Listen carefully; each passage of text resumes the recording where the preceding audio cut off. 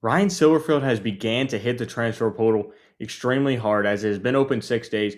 Here in the last few days, he has started to ramp it up and is starting to show Razorback fans and get them excited for next season. Yeah, dude, there's so many players that obviously transfer portal is each year is growing, but the defense was obviously something that had to be addressed. Our defense this year was terrible. The Razorbacks defense this year was subpar for certain, and you expected a lot of changes there. I think the thing that's the most surprising is the caliber of players that he's been able to go get. Now, in years past, um, with Sam Pittman, you were able to go get some dudes, but it was very selective. When you're turning over a whole new defense, you don't expect to be able to get guy after guy after guy, especially in all the positions that you need to make a formidable defense. And like I said, we knew that he was going to have to hit the portal hard to get some of the guys. But the amazing thing is that the guys that he's getting are not slouches. That he's going to Power Four schools and getting great defensive players that most of them are going to be able to come in and compete for a starting job. And I think that's extremely important. And it speaks to what they are wanting to do here. And if you're Razorback fans, I feel like you got to be a little bit excited. Yeah, no doubt. Looking at on three rankings, they have Arkansas at number three in the SEC and ninth overall in the transfer portal rankings. Players coming in, and then 24/7 Sports has Arkansas at eight in the SEC and 15 overall. So pretty similar there overall, just a little less in the SEC. And one of the big things that Silverfield has hit hard is the linebacker room. Linebackers really struggled this season as well as most of the defense did. Obviously, Bradley Shaw and Wyatt Simmons are coming back. Two young returning linebackers for the Razorbacks. One of the big gets yesterday was Kamori House from North Carolina. The linebacker, he played extremely well. Will add a lot of skill and definitely start this season to that linebacker room. And then Silverfield went in and got Steven Souls Jr. from Kentucky. Another great season coming that he will bring coming to the Arkansas defense and getting Jaquavion Smith. That was an early commit coming there from Howard. And then you look at your defensive line. Obviously, you have Quincy Rhodes coming back, which is one of the best players you could have even gotten in the portal. And that will be a big thing for the Razorbacks. And then Charlie Collins withdrew his name from the transfer portal and came back to the Razorbacks. The two defense tackles that the Razorbacks have gotten is Carlin Jones and Hunter Osborne. Osborne coming from Virginia will add depth and a lot of skill in the interior defensive line. And then Jones coming from USC was ranked as the number 22nd defense tackle in the transfer portal so far. So I think that's one of the big things that Silverfield and Roberts is hitting hard and will be definitely an upgrade for next year. Yeah, so you look at the overall players that we've been able to get. I think at this point the Razorbacks are at 31 players who that are transferring in, Yeah. and of those so far, you've got three defensive linemen, five linebackers, and six defensive backs. So you're talking about 15 players just on the defense alone, and they're not done yet recruiting No. those guys. Defensive line, they have been able to get um, three guys whose average ranking is 86.5, and for those who don't understand, that's like the rating system. That's not that's for the players to say that they are this caliber. And then for linebacker 86.8, defensive back 86.8. So he's bringing in some guys who are going to be able to make some noise. The guys who are Yeah. going to be able to play and shore up this defense, and with the style of defense that um, Roberts likes to play with, being very aggressive, bringing pressure, forcing a lot of turnovers, especially at linebacker and defensive line. You're going to have a little bit of depth because those guys are going to be going pretty hard the entire game. Switching over to the offensive side of the ball, they haven't made as many moves there, but obviously the Razorbacks have a lot of returners from last year, including guys from yesterday that were coming back. Tight end Jaden Platt announced that he was coming back. And then obviously Jalen Brown, KJ Jackson, the list goes on of guys that you want to keep, able to keep uh, some good guys there on the offensive line. Caden Kittler and who was the other one, Colin? Kobe Branham is your right guard, and then you went and got left guard from Breland, I believe, from Memphis, who can play your left guard and left tackle. I believe he will play left tackle. I'm not too sure on that. You got C.J. Brown, Jalen Brown, Antonio Jordan, Courtney Crutchfield, a lot of the young wide receivers coming back, which is a great get. And Jaden Platt is a very good get to go along with KJ Jackson. One of the biggest things for the Razorbacks next season is running backs. Obviously, you have Braylon Russell coming back, and I think he'll be a big get like in a goal line situation. And then you went and got Sutton Smith from Memphis, one of the fastest players in all of college football. I saw a thing, and it was so true. Once I finally put it all together, that those two guys, Braylon Russell and Sutton Smith, is kind of like a Jameer Gibbs, David Montgomery for the Lions. That 1-2 punch that can be great for the Razorbacks offense. And they have a bunch of young talent coming in with TJ Hodges and all that. And Cam Settle's already on the team. And then they got Jasper Parker from Michigan this season. He had 2 touchdowns. So that's just a big get on offensively. Still looking for a couple more guards and a couple more tackles to make it a big competition, but offensively wasn't the problem. And then let's look at special teams here.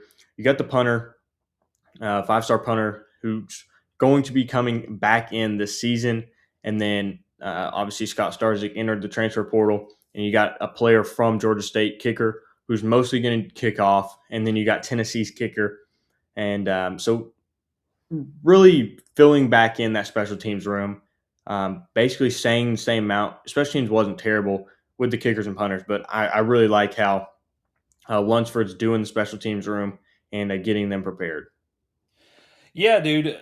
Overall, like I said, you have to be excited about what you're seeing in the transfer portal, how they're being able to get guys from Auburn, Tennessee, Clemson, Maryland, North Carolina, USC, Michigan, places like that. You're going and getting guys who aren't uh, not going to, Kansas Community College for the Blind to get, some of these guys. But man, I'm really excited. And obviously, we had heard Juracek in the press conference with Silverfield talk about NIL and how he thought that they were going to be able to go out in the transfer portal and be able to compete in the top half of the SEC as far as spending goes and get some of these guys.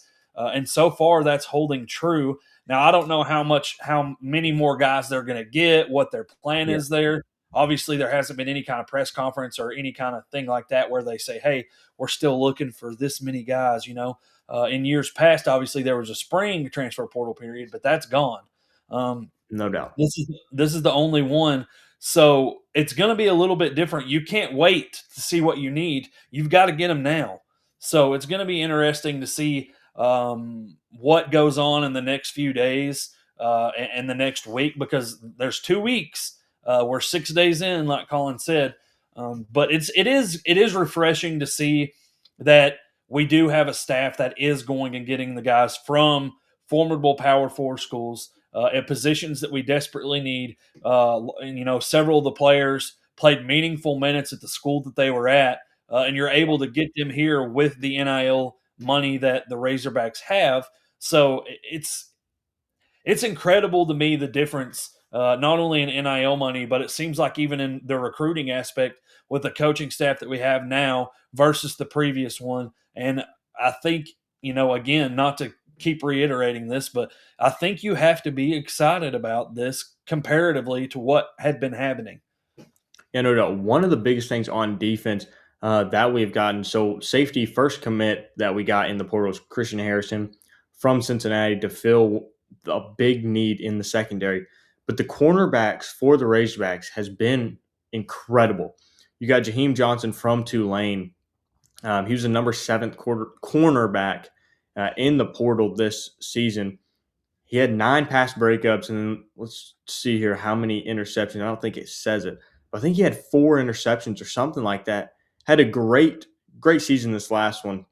And then Lakai Rowland from defense back from Maryland was another big get that we got today, January 8th.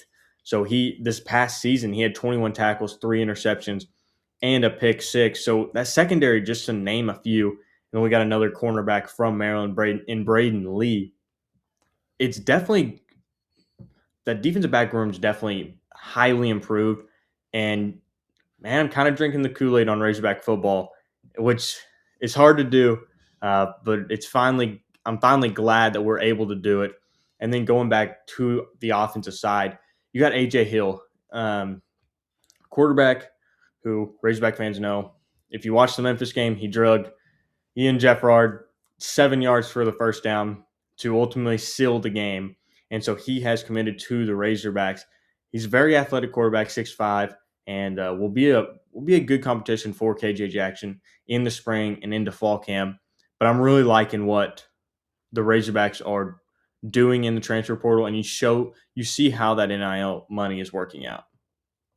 Absolutely, man. And the offensive side of the ball, you know, I didn't really comment on this earlier, but with the running backs that we have, and this is just speculation. I'm interested to see if Sutton, good lord, Sutton, help me out Smith. here, huh? Sutton Smith. Yeah, the running back is going to be an every down back because of his size in the SEC. I know you've got to get him the ball because he's a playmaker, and like you said, he's incredibly fast. But the SEC is a different beast. So that leads me to believe that we're going to see. Uh, they're not. One thing that really frustrated me, just to caveat off of that, and then I'll circle back to it. One thing that really frustrated me this year with the coaches that we had and the running backs that we had is it seemed like they would be so focused on one guy, and then they'd pull him out and put another guy in. And it seemed like it wasn't running. It's running back by committee, but they were doing it in like by possessions, and Yeah, like I'd like to see them mix it up more than that. Like you said, similar to how the Lions use Montgomery and Gibbs to get different carries at different times based on what you need. But to have the running back room, like you said with Jasper Parker, Cam Settles, all those guys, you're gonna be able to use them in multiple ways. And I really and with our offensive coordinator, who's a Chip Kelly guy, he's going to run the football, and no question. the offense is going to be based off of how well we can run the ball. And then I'm obviously expecting KJ Jackson to be our starter. I can't say for certain that he is, but that's the expectation. And I think I think they are doing a great job in the transfer portal to put a good product on the field next season. No question. I'm loving what Silverfield and company is doing, and I think look to continue. I believe that they're going to go and get a couple more offensive linemen, one more star wide receiver, kind of like that wide receiver one, wide receiver two type player. Got another tight end today to back up Jaden Platt, great blocker. And then on defense, I'd like to see him go and get one more defensive lineman guy or defensive line and a safety and a couple more cornerbacks just for depth. But I like the way that the Razorback team is shaping out, and I think it'll be a great season next year with high rankings in the transfer portal. You you like when the state of Arkansas is excited for Razorback football, and the energy in the state is going well, and that's when Razorback football succeeds. Absolutely, guys. So thanks for tuning in to another episode of the American South. If you could, please like, comment, share. Let us know what your thoughts are, guys. Obviously, it's been an underwhelming year as Razorback fans. This is the exciting part leading into next year. So tell us your thoughts, and again, thanks for tuning in.